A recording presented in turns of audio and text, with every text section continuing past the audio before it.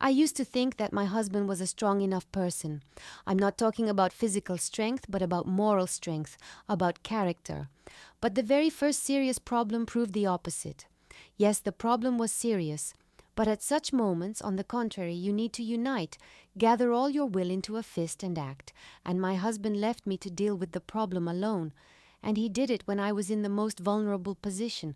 I had just given birth, and the child had serious health problems. They predicted that he would become disabled, but I did not want to put up with it.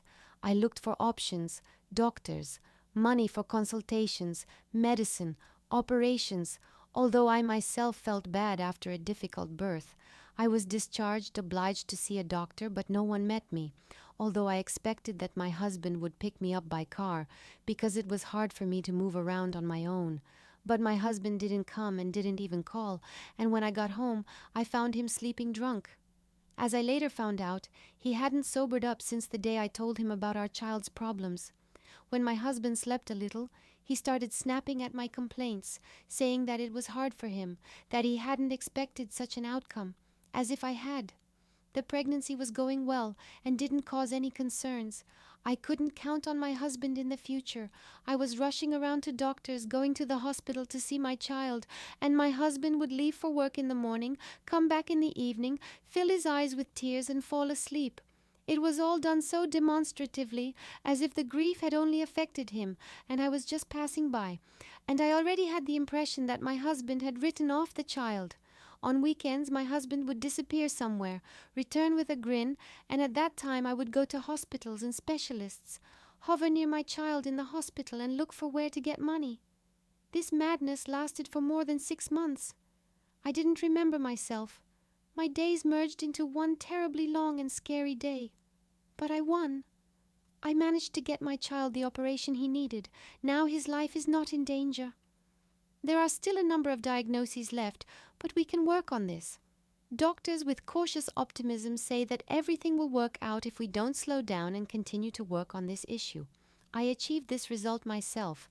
My husband didn't participate in this at all. He never even went with me to the doctors or to the child, because it was hard for him. But he drank like a horse. Why didn't I get a divorce? I had other things to do. I just switched off from this issue. All my thoughts were occupied with how to get the child out, who was not guilty of anything at all. When I brought the baby home, my drunk husband wanted to take him in his arms, but I did not let him. Firstly, he was drunk, although not completely drunk, and secondly, he did nothing to have the right to touch this child. For my husband, the child died during childbirth. He mourned him for 6 months in an alcoholic stupor, but did not make an attempt to somehow rectify the situation. Although he knew what I was doing, I told him at first, but my husband did not listen, and I stopped. Now I do not have the strength for a divorce. I need to move. I need to go to court, and I have no time for this. I am so tired after 6 months that I do not want anything. While the situation was critical, I held on, but now I do not even have the strength to enter into any showdowns. I will not forgive my husband for his cowardice and weakness. This will forever remain in me. But for now, let everything go as it goes. My husband has started drinking much less. He is trying to establish some kind of dialogue, and I am just coming to my senses. I don't know if we will continue to live together.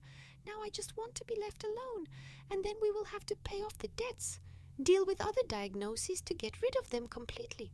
Whether my husband will participate in all this, time will tell. But even if we don't get divorced, there will no longer be the same trust that we had before the birth.